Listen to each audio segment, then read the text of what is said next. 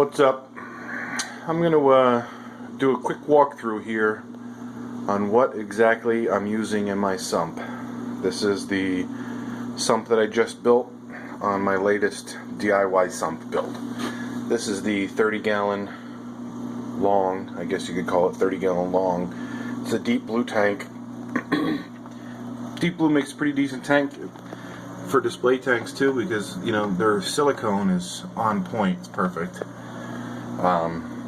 And I never got one with any scratches on it or anything, or any kind of flimsy trim.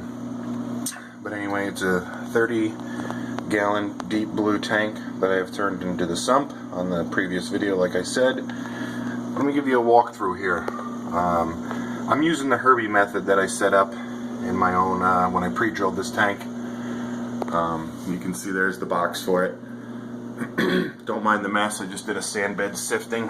But anyway, so just the pipe on the left, it's a 1-inch line. That's the only one where water comes out of. The one on the right is the emergency line, and it's also, you know, the suction line when I first turn my pumps back on. And I have the ball valve there on the left tweaked down to make it get that actual suction flow going. And like I showed you guys before, I'm hanging my filter sock from that valve, and that's 200 micron filter sock.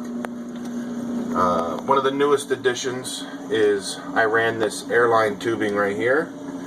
This runs down through the basement and out through the side of the house to the outside, so the skimmer's constantly getting the fresh air. You can see how I hooked it up. I took the yellow hose off of the silencer there in the back, so it's running straight outside. So this is the Aquamax Cone S1 protein skimmer. I haven't had a single complaint since I've been running it. Once I figured out, you know, the correct level on it and what works best in my sump, I haven't had any overflows or where it goes crazy.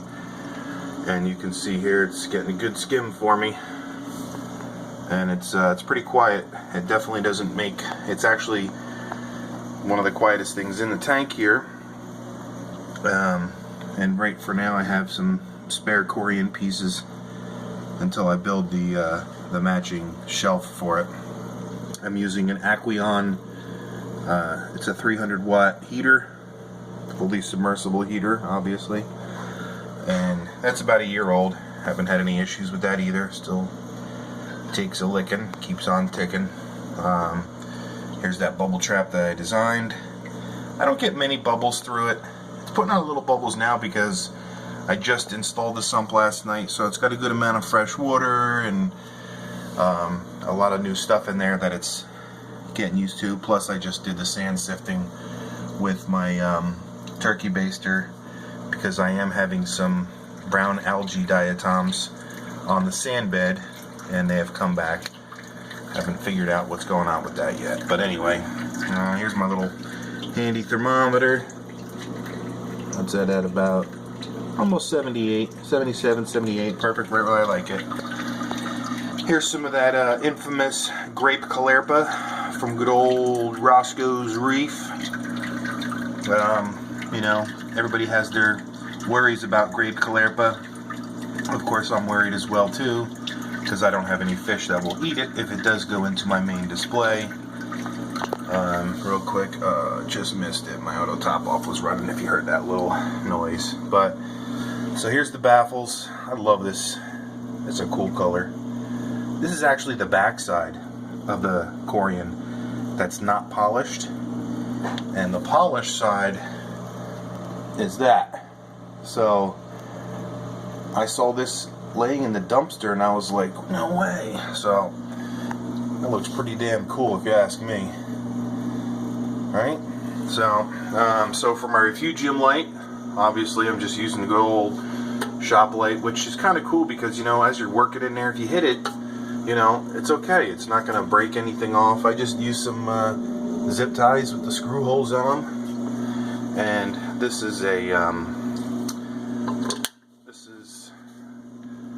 can't read it. I'll get you the specs on it in case you're wondering what kind of bulb. It's just a standard LED bulb. I'm pretty sure it's 6 watts, 460 lumens LED that I got from Home Depot. So, and then there's these little pod lights that I like to use when the Refugium light's not on. Came with a 3-pack, but obviously if I really need the extra light, I just have this. I turn this on.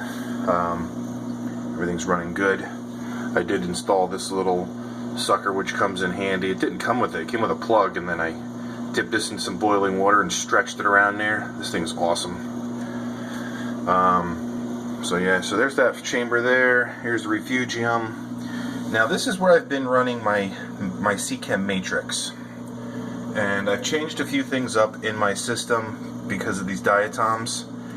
And for one, I had my matrix in here, which is fine, but I forgot, and I went back and looked at my calendar, and I hadn't rinsed my matrix out. They say to give it a good rinse once a month, and I honestly, I hadn't done it for 4 months maybe. And when I did a 10-gallon water change, I saved all the water, and when I did a rinse on my matrix, it was nasty. It was full of detritus and all kinds of brown crap. I mean, that water was like chocolate milk after the first mix. So this chamber is just empty for now. I do have it's like a filter sock that you can cut to size. I have that on there, just catching a few extra things. Looks like there's a copepod chilling in there. And then of course, you know, I built this little handy dandy net here that I zip tied around it to hopefully get all this caulerpa and keep it in here.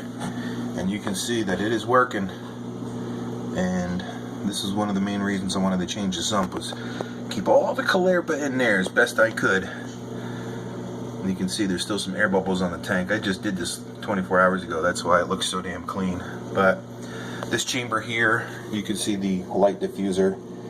It's 2 full squares and then a half and a half, so we're talking 1.5 inches, 2 inches wide. I think it's 2 inches wide all the way through. So I could still, you know, if I want to, I can throw some polyfilter in there if I really want to get a, you know, if I want to polish the tank out real quick, or I can throw my other media in there. I could throw bags of carbon in there, Fosgard, whatever I want. I don't necessarily need the reactors, which you can see have changed since the last time, but I used to have everything in here. And like I said, because of the diatoms, and because of the way some of my coral's reacting, I've changed my system up just a little bit.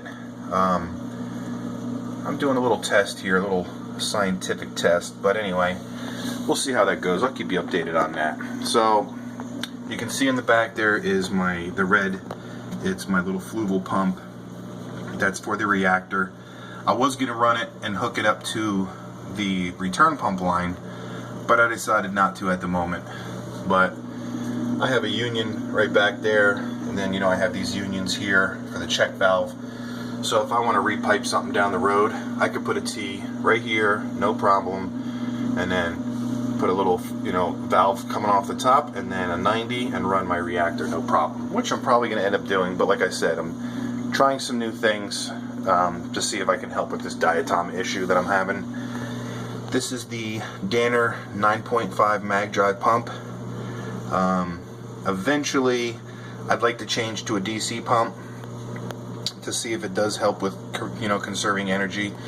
And I just put this little foam pad underneath of it, and it's dead silent now. It used to really rumble, but now, silent. This is your 3/4 inch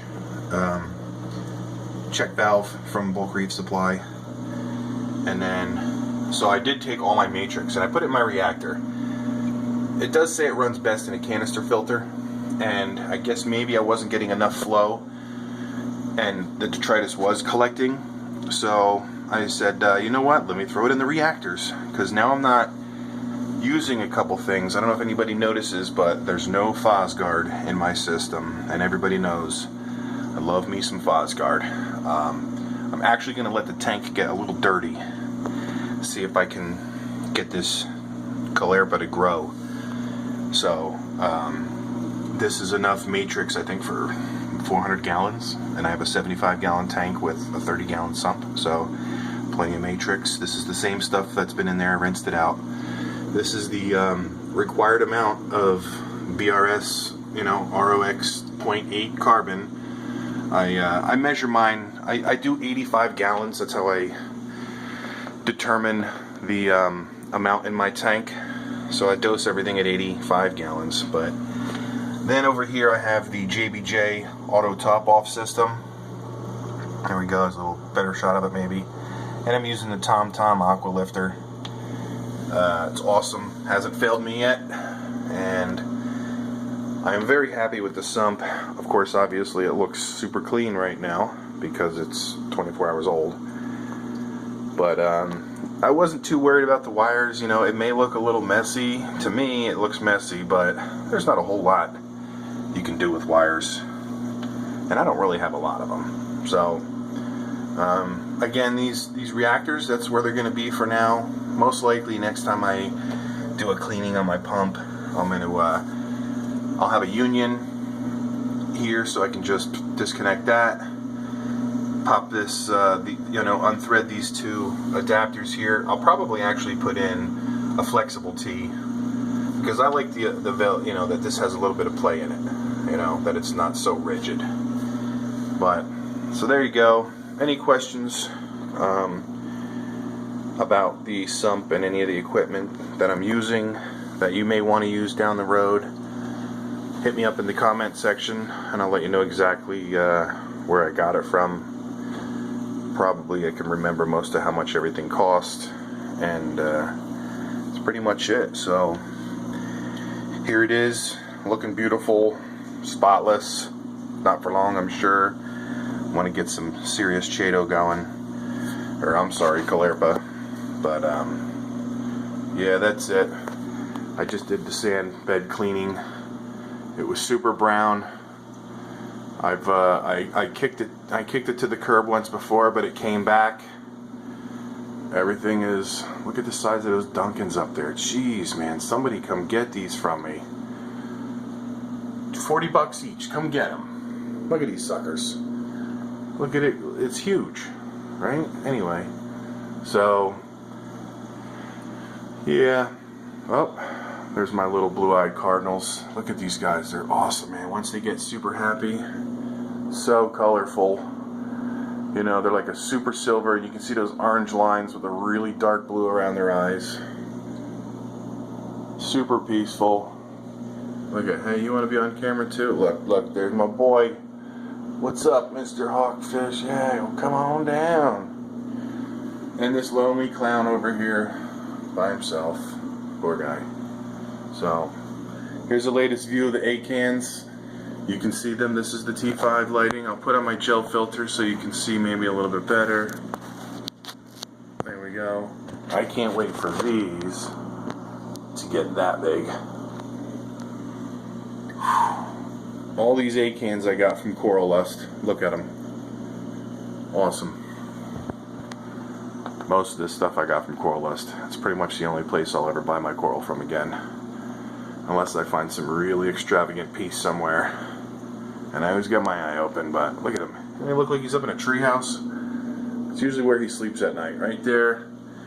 Or he beds down there. But, gel filter, there we go. So, there you have it, ladies and gentlemen. Let me know what you think. It's up and running.